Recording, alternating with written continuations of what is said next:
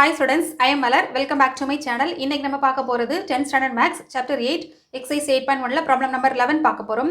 வாங்க என்ன கொடுத்திருக்காங்கன்னு பார்க்கலாம். In a study about viral fever, the number of people affected in a town were noted as below. Find its standard deviation. தமிழ்ல பார்த்திரலாம். Virus காய்ச்சலை பற்றிய கருத்து கணிப்பில் பாதிக்கப்பட்ட மக்களின் எண்ணிக்கை கீழே கொடுக்கப்பட்டுள்ளது. இத்தரவின் திட்ட விளக்கம் காண்க.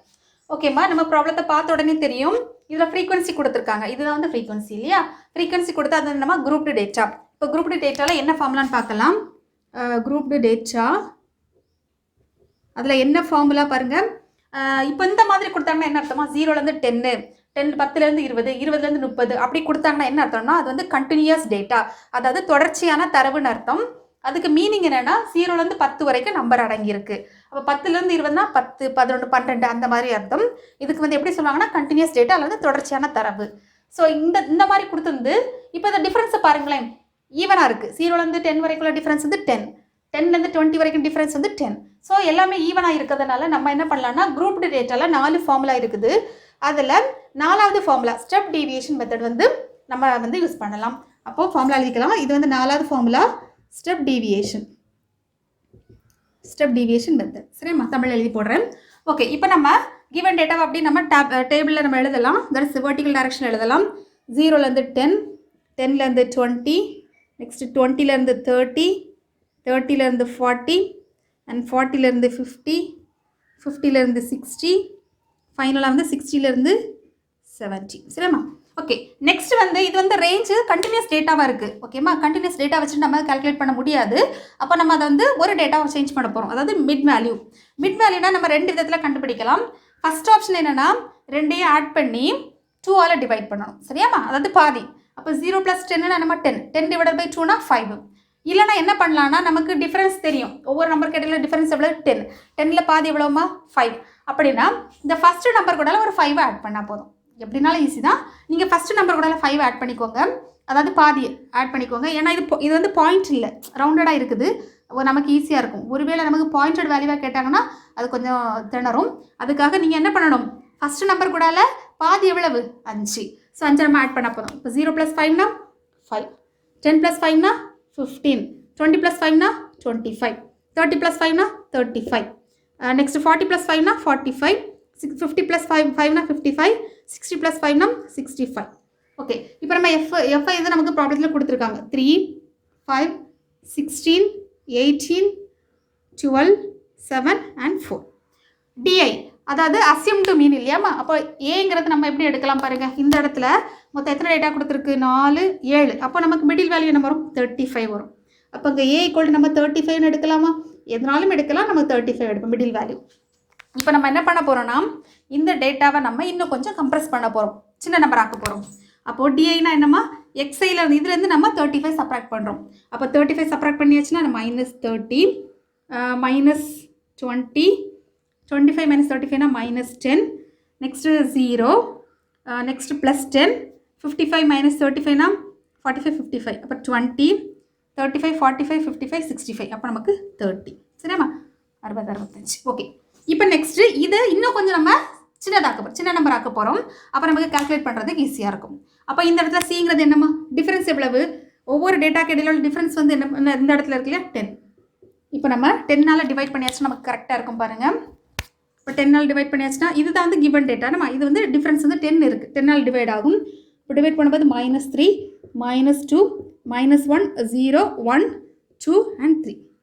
ஓகே, இப்போ நம்ம நெக்ஸ்ட்டு எஃப்ஐ × டிஐ, அதாவது இந்த டிஐ இதுதான் நமக்கு கிடைச்சக்கூடிய ஃபைனல் டிஐ. சரியாம்மா, அப்போ இதையும் மல்டிப்ளை பண்ண போகிறோம். 3 3s are 9, -9, 5 2s are -10, -1னா -16, இங்கே 0. அப்போ இந்த இடத்துல நமக்கு 12 கிடைக்கும்.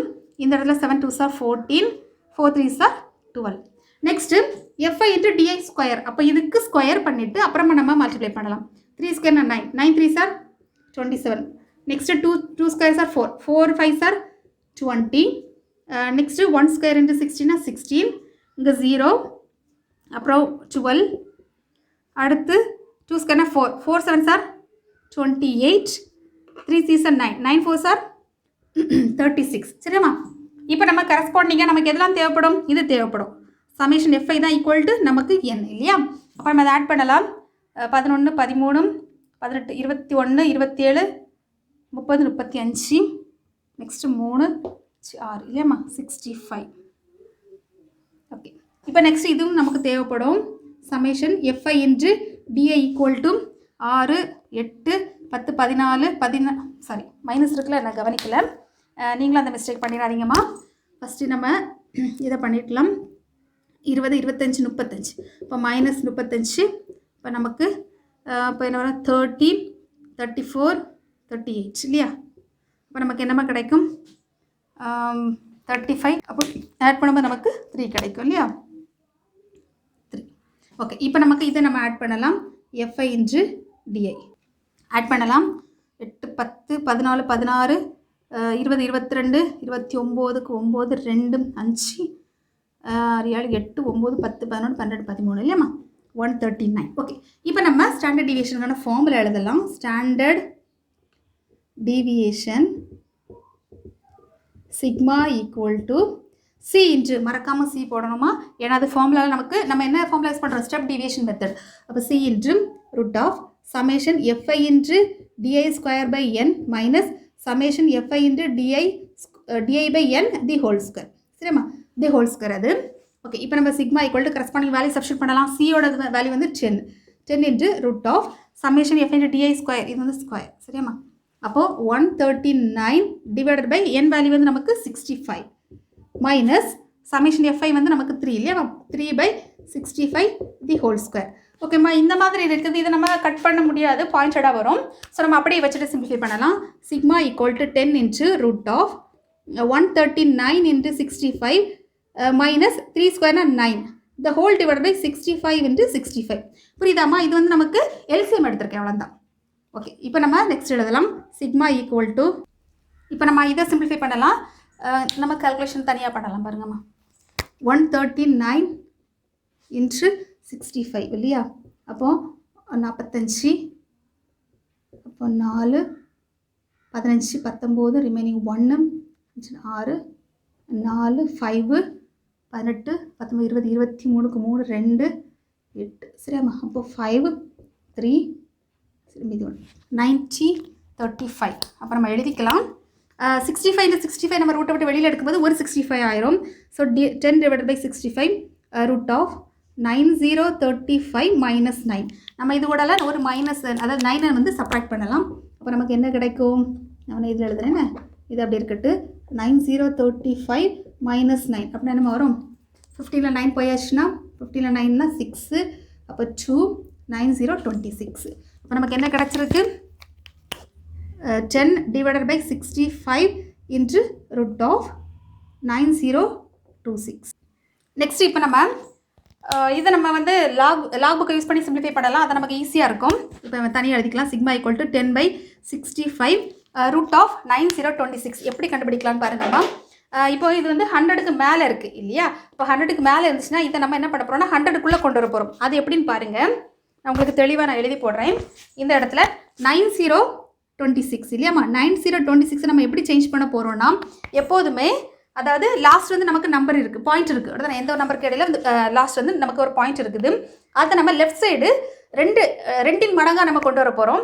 இப்போ நமக்கு 4 கொண்டு வர முடியாது. 4 கொண்டு வந்தால் பாயிண்ட் வந்துடும், பாயிண்ட் இங்கே வந்துடும். ஸோ நம்ம 1 2 இந்த இடத்துல நம்ம கொண்டு வரோம் 90க்குள்ளே. சரியாம்மா, அப்போ எப்படி சேஞ்ச் ஆகுது பாருங்கள். இந்த நம்பர் வந்து எப்படி சேஞ்ச் ஆகுது, 90 பாயிண்ட் தெரிய வேண்டிய நான் ரெட் கலரில் போடுறேன், 90.26. இப்போ நம்ம ரூட் எதுக்கு கண்டுபிடிக்க போகிறோம், ரூட் ஆஃப் 90.26 எவ்வளோன்னு கண்டுபிடிக்கலாமா. பார்ப்போம். 90க்கு 2, அப்புறமா மீன் வேல்யூ கண்டுபிடிக்கணும். இது நமக்கு ஸ்கொயர் ரூட்டில் 10 to 100ங்கிற பேஜில் இருக்கும். உங்களுக்கு நான் அது போர்டில் டிஸ்பிளே பண்ணுறேன். 90.2 இல்லையாம்மா. இப்போ 90க்கு 2 9.467 9.497. அப்போ நமக்கு என்ன கிடச்சிருக்கு, 90க்கு 2 வந்து எழுதி போடுறேன். 90க்கு 2 வந்து 92னா 9.497 அதோட லாஸ்ட் ஒரு 6 இருக்கு இல்லையா. 6 நம்ம எங்கே பார்க்கணும்னா மீன் வேல்யூ லாஸ்ட் இருக்கும் பாருங்கள். உங்களுக்கு ஏரோ மூலமாக நான் உங்களுக்கு ரெப்ரசன்ட் பண்ணுறேன். 90க்கு அப்போது 6 இல்லையாம்மா 3, அப்போ நமக்கு 3 கிடச்சிருக்கு.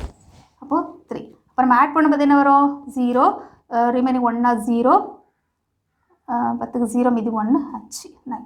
அப்போ 9.5 கிடச்சிருக்கு இல்லையாம்மா. இப்போ நம்ம ஆன்சரில் எழுதிடலாம். இதுக்கு ஆன்சர் என்னது ரூட் ஆஃப் 90.26க்கு ஆன்சர் என்னம்மா 9.5.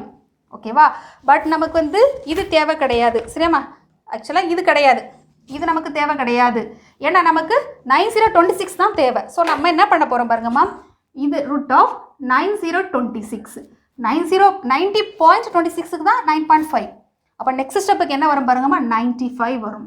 அது எப்படி வரும்னா இந்த பாயிண்ட் இருக்குல்ல ரைட் சைடு கொண்டு வர போகிறோம். ஆக்சுவலாக நம்ம ஃபஸ்ட்டு ஸ்டெப்பில் 2 பாயிண்ட் பின்னாடி கொண்டு வந்தோம்.